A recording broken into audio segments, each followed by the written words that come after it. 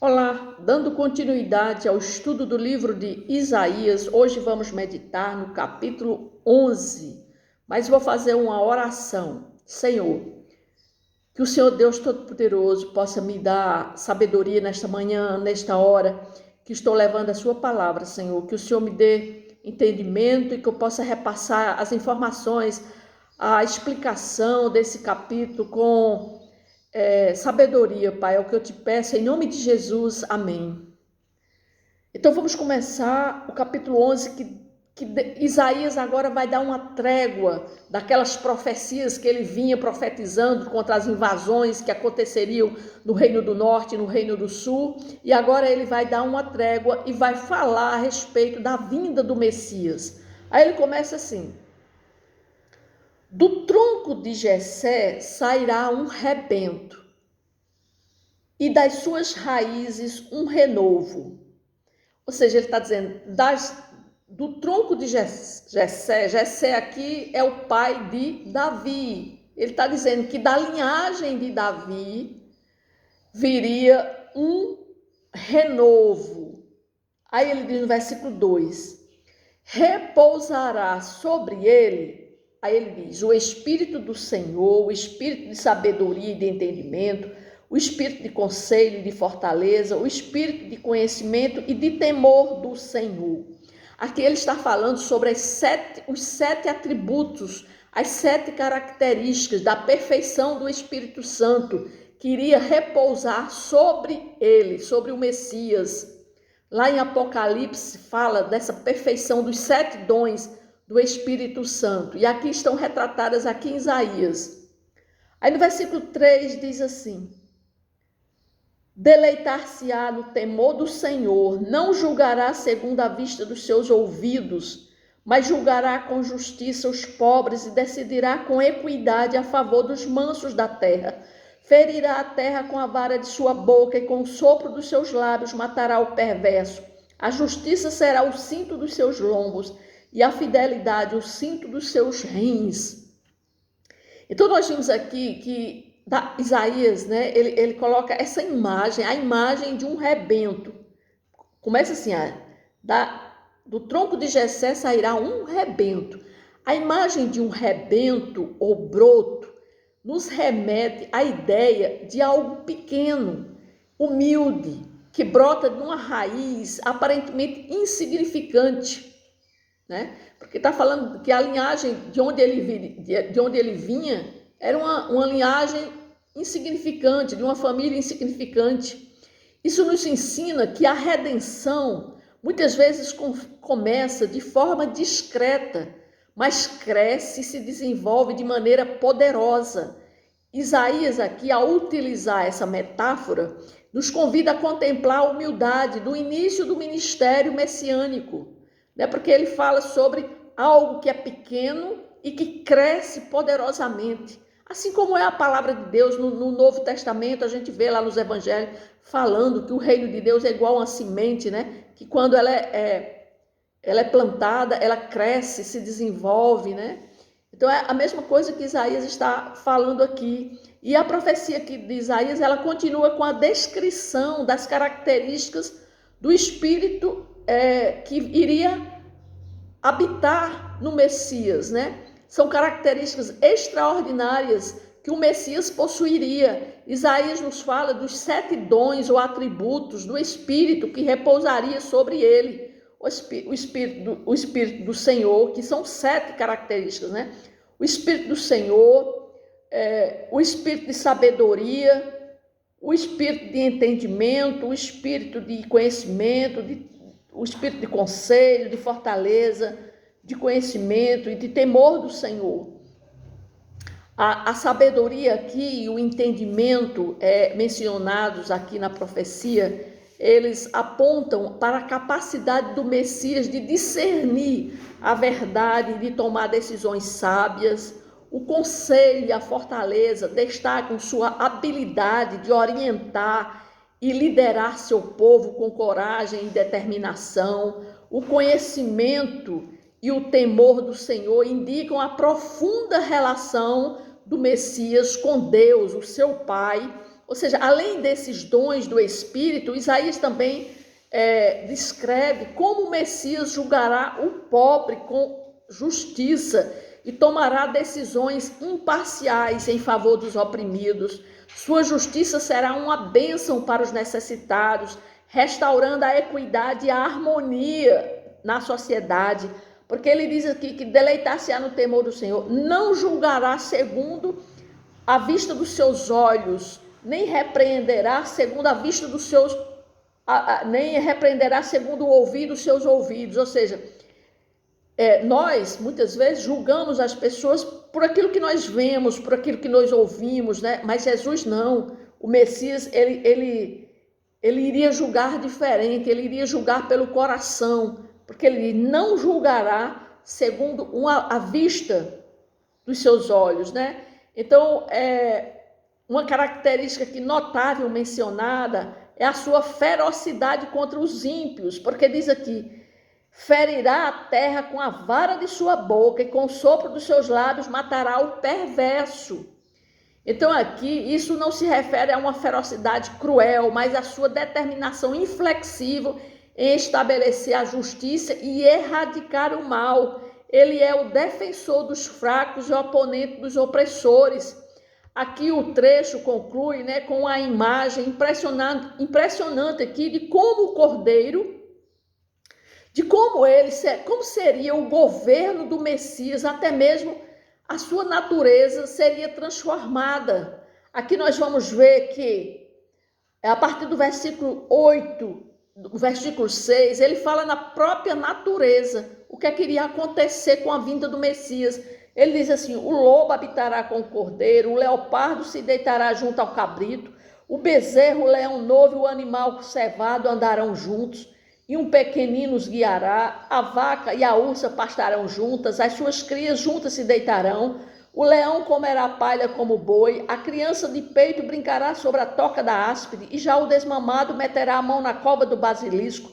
Não se fará mal nem dano algum em todo o meu santo monte, porque a terra se encherá do conhecimento do Senhor, como as águas cobrem o mar. Aqui Isaías está falando que nesse reino messiânico, esse rei, o Messias, ele iria trazer paz para todos, até mesmo para a natureza, porque o lobo viveria em paz com o cordeiro, o leopardo se deitaria ao lado o leopardo se deitaria junto ao cabrito. Ou seja, essa descrição simbólica ressoa como uma promessa de que o domínio do Messias haveria uma reconciliação universal, desde a hostilidade, onde a hostilidade seria substituída pela paz e a violência teria lugar para a harmonia. Por que Isaías estava trazendo essa mensagem, né? Porque com tantas mensagens que Isaías já tinha falado a respeito de invasões, de guerras, né? De tanta coisa, aí Isaías agora traz essa mensagem para dizer que iria chegar o tempo que um rei viria e queria trazer paz à terra. A partir do versículo 10 diz assim, naquele dia recorrerão as nações à raiz de Jessé, que está posta por estandarte dos povos, a glória lhe será a morada. Ou seja, aqui o profeta está falando que naquele dia outras nações recorreriam a ele. Por quê? Porque a sua glória, a sua palavra, ela iria ser derramada em todo o mundo. Então, as pessoas, elas iriam procurar vir a ter com esse rei, com esse Deus. Eles iriam querer saber quem era esse Deus, né? E aqui, Isaías está apontando para a natureza inclusiva deste convite, porque aqui não se trata de um chamado exclusivo. Porque aqui, a partir do versículo 11, diz assim, naquele dia o Senhor tornará a estender a mão para resgatar o restante do seu povo que for deixado da Assíria, do Egito, de Patros, da Etiópia, de Elão, de Siná, de Amate e das terras do mar. levantará um estandarte para as nações, ajuntará os descerrados de Israel e os dispersos de Judá, recolherá desde os 4 confins da terra. Ou seja, a partir do versículo 11, ele está dizendo que naqueles dias, esse Messias, ele irá buscar os gentios, as outras pessoas que não fazem parte dos reinos que estão causando toda aquela guerra dentro de Israel, ou seja, Egito, Assíria, Etiópia, Elão, ou seja, ele iria buscar, estender a mão para resgatar o restante do seu povo. O chamado aqui, ele continua aqui falando sobre esse chamado para outros povos. Aí, a partir do versículo 13, ele diz assim: afastar-se-á a inveja de Efraim, e os adversários de Judá serão eliminados. Efraim é o reino do norte. Afastar-se-á a inveja do reino do norte, e os adversários de Judá serão eliminados. Efraim, ou seja, o reino do norte, não invejará Judá, o reino do sul, e Judá, o reino do sul, não oprimirá a Efraim, o reino do norte. Antes, juntos, despojarão os filhos do Oriente contra Edom, a Moabe, lançarão as mãos, e os filhos de Amon lhes serão sujeitos. O Senhor destruirá totalmente o braço do mar do Egito, e com a força do seu vento moverá a mão contra o Eufrates, lá a Síria, e ferindo, dividi-lo-á em 7 canais, de sorte que qualquer o atravessará de sandálias.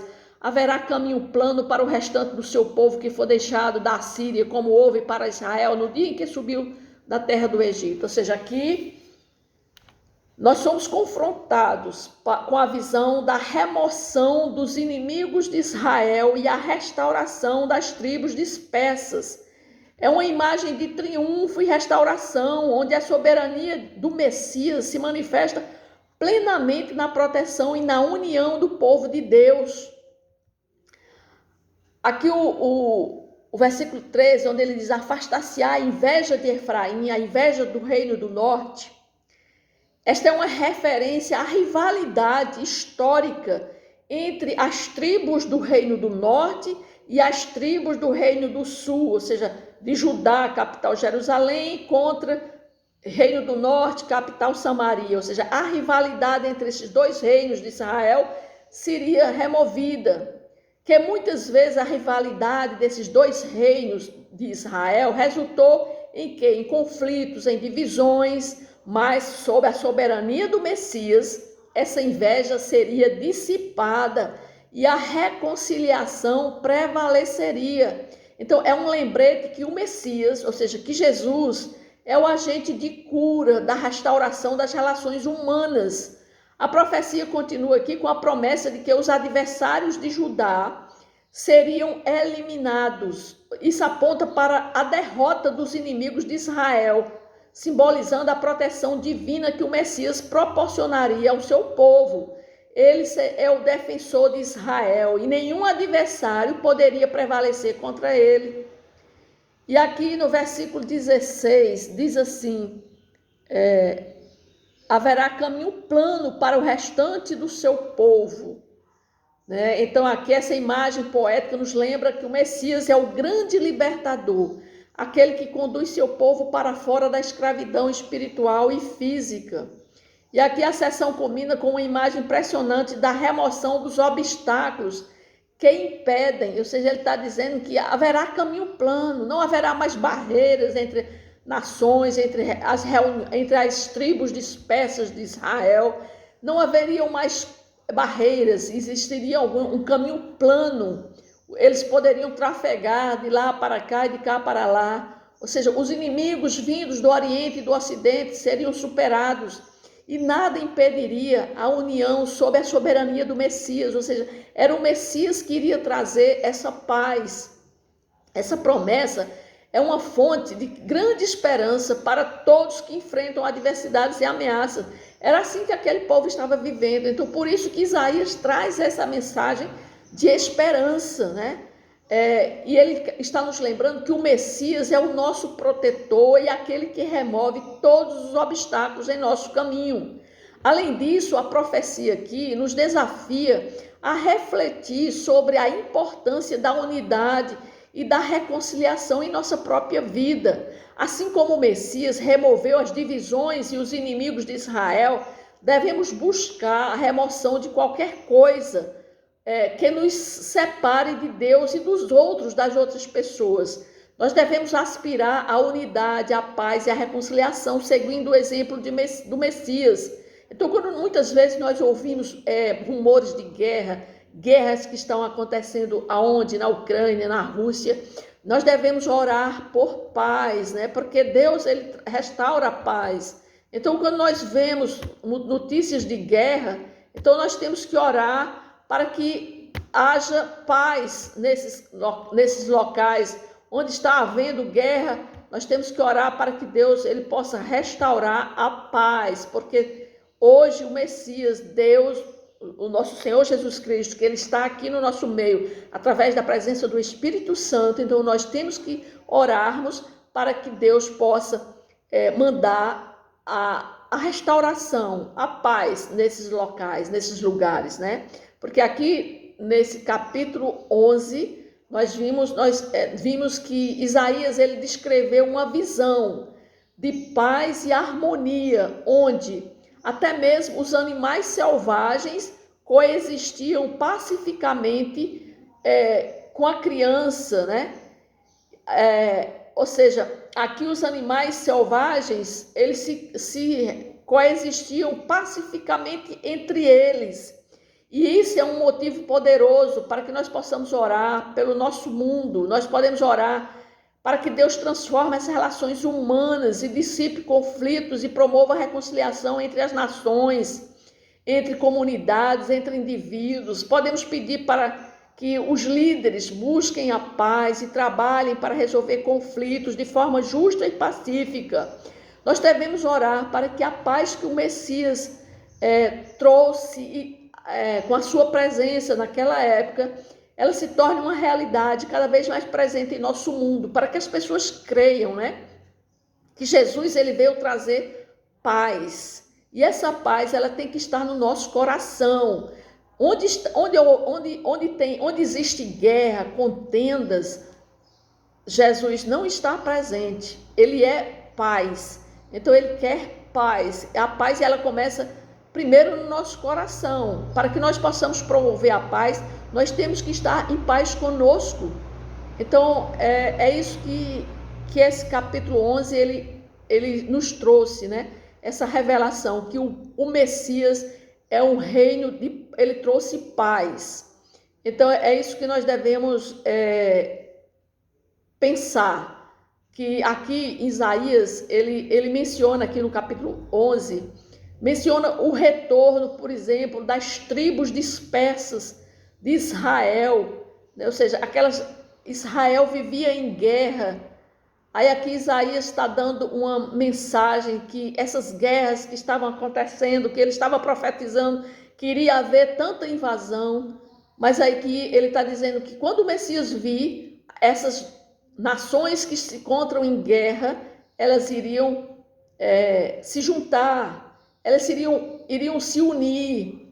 Então, nós temos que pedir a Deus, né, por união, onde há desavença, que haja união. É assim que nós aprendemos com esse capítulo 11, que Jesus é o reino de paz. Se nós estamos no reino de Deus, se nós já nos arrependemos e já nós entramos no reino de Deus, Ele quer que aqueles que estão no seu reino, que estão vivendo no seu reino, nesse reino espiritual, que é a presença de Deus na nossa vida, então nós temos que mostrar e demonstrar paz e não guerra. Não temos que guerrear com ninguém, nós não temos que estar em contenda com ninguém, nós temos que estar em paz conosco e com o nosso próximo, amém?